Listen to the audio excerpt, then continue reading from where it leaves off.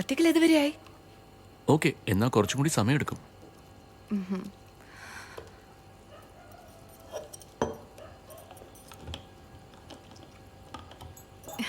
ഒരു കാര്യം അറിയോ, നിങ്ങളുടെ ഫ്രണ്ട്സ് അല്ലേ അതന്നെ ഗോവിന്ദും ശരത്തും, അവര് മെഡിക്കൽ ക്യാമ്പാണെന്ന് കള്ളം പറഞ്ഞ് ഗോവയ്ക്ക് പോയത്ര. സത്യം അറിഞ്ഞ ശാന്തി ശരത്തിനെ വീട്ടിൽ കയറ്റിയില്ല.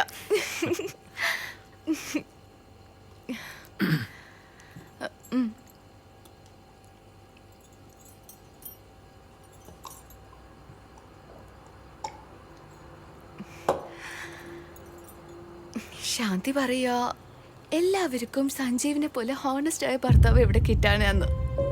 ഞാൻ വളരെ ലക്കിയാണ് അത്ര.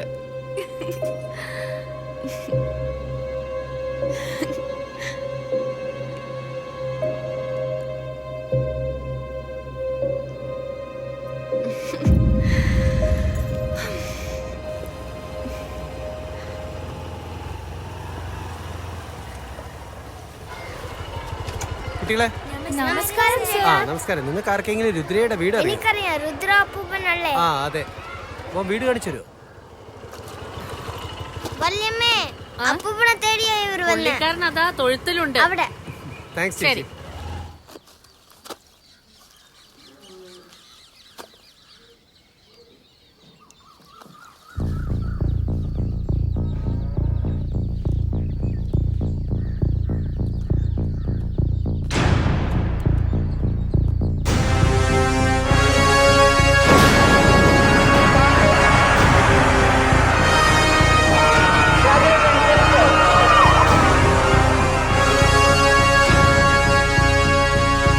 രുദ്രയാന്ന് പറയുന്നത് അത് ഞാനാ.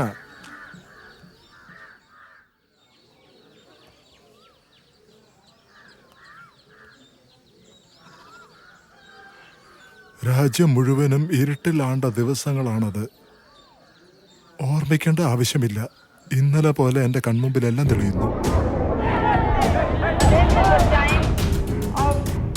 എവിടെ നോക്കിയാലും പോലീസുകാർ മാത്രമായിരുന്നു.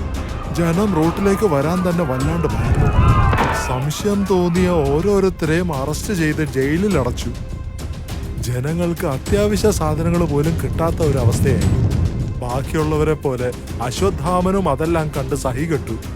തന്റെ ജനവികാരം സർക്കാരിനെ അറിയിക്കണമെന്ന് അയാൾ തീരുമാനമെടുത്തു. അശ്വത്ഥാമന്റെ നേതൃത്വത്തിൽ ഞങ്ങളുടെ കോളേജിൽ നിന്നും ഒരു സംഘം യുവാക്കൾ അയാളുടെ ഒപ്പം കൂടി.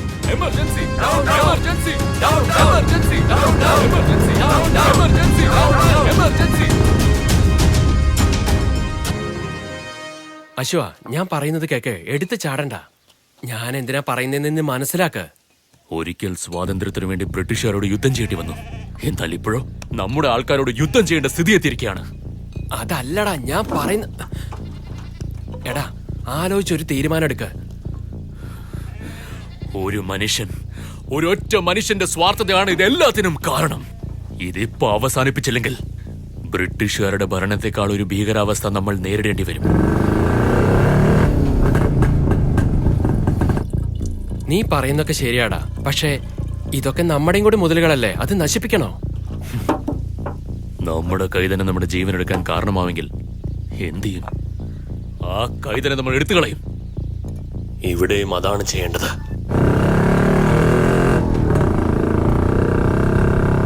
എടാ അശ്വ, ഞാൻ എന്തിനാ പറയുന്നതെന്നൊന്ന് മനസ്സിലാക്കടാ. എടാ, ഒരിക്കലും മടങ്ങി വരാൻ പറ്റാത്ത മാർഗമാണ് നീ തെരഞ്ഞെടുത്തിരിക്കുന്നത്. യുദ്ധത്തിന് വേണ്ടത് ലക്ഷ്യമാണ്.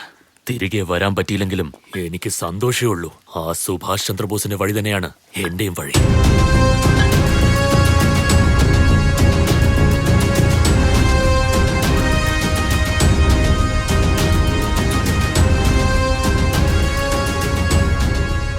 ഞാൻ പറയുന്നത് കേൾക്കടാ.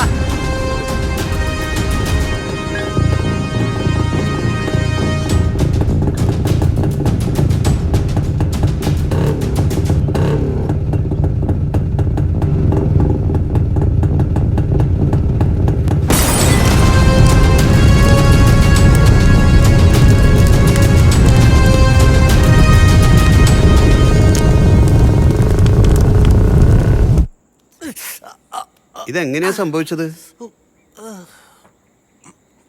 കോളേജിൽ നിന്ന് വരുന്ന വഴിക്ക് വണ്ടിയിൽ നിന്ന് വീണതാ.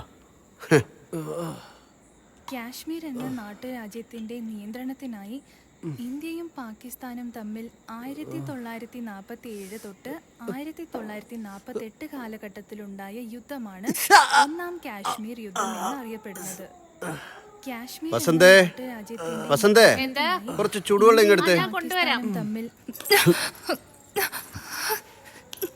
വിട്. നിങ്ങളോട് പറഞ്ഞ വിടാനല്ല പറഞ്ഞത്.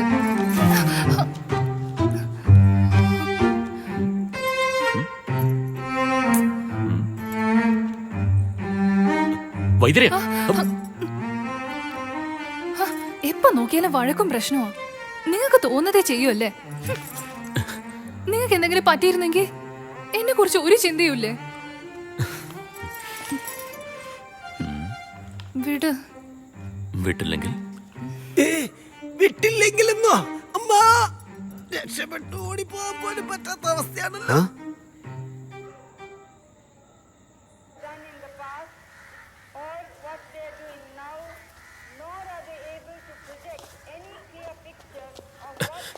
എടാ അശ്വ, പോലീസ് സ്റ്റേഷനിൽ ബോംബെറിഞ്ഞത് നിങ്ങളാണെന്ന് അവർക്ക് മനസ്സിലായടാ.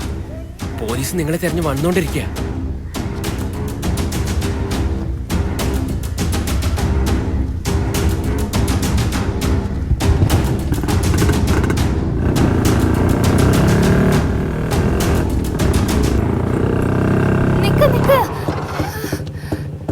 എന്തുപറ്റി? ചേച്ചി നിങ്ങൾ പെട്ടെന്ന് വരാൻ പറഞ്ഞു. എന്താ കാര്യം? എന്തിനാന്ന് അറിയില്ല. രുദ്ര, നീ എന്റെ അളിയന്റെ വീട്ടിലേക്ക് പോ. അപ്പൊ നീയോ? എന്നെ കുറിച്ച് നീ ആലോചിക്കണ്ട. പോക്കോ പോ.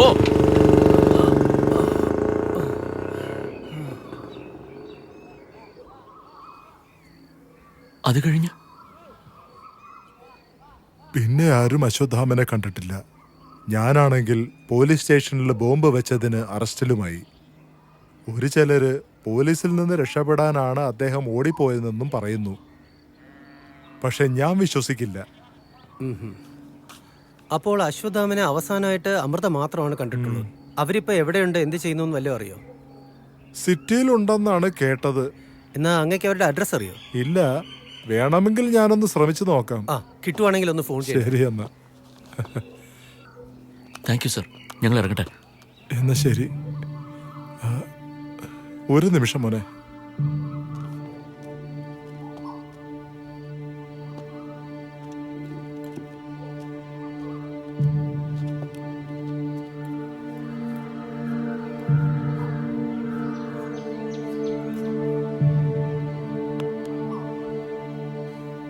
അഡ്രസ് കിട്ടിയ ഉടനെ ഫോൺ ചെയ്യാം കേട്ടോ.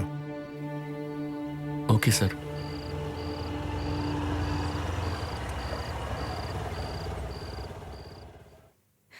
സഞ്ജീവ്, ഇന്ന് എനിക്കൊരു ഓപ്പറേഷൻ ഉണ്ട്. കഴിയാൻ ലേറ്റ് ആവും. അമ്മൂനെ പിക്ക് ചെയ്യണേ. ഓക്കെ ആ, പുറത്ത് എങ്ങോട്ടും പോകണ്ട. നല്ല പൈസ ഉള്ളതാ. കൂടെ ഇരുന്ന് പഠിപ്പിക്കണം. ഓക്കെ മോളെ, ഞാൻ നോക്കിക്കോളാം. നീ പൊയ്ക്കോ. Okay sir, thank you.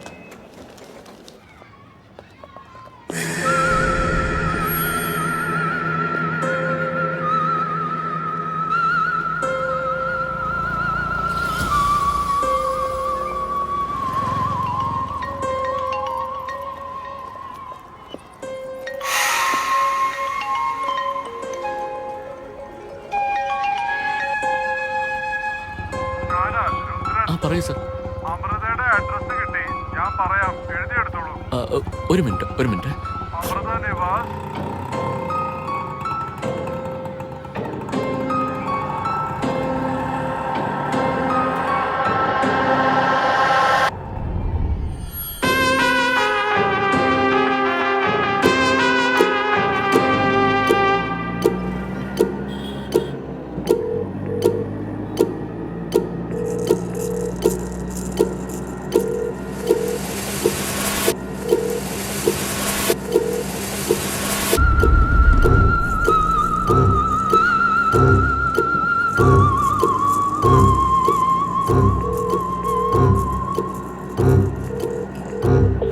person you're calling is not answering. Please try later. The person you're calling is not answering.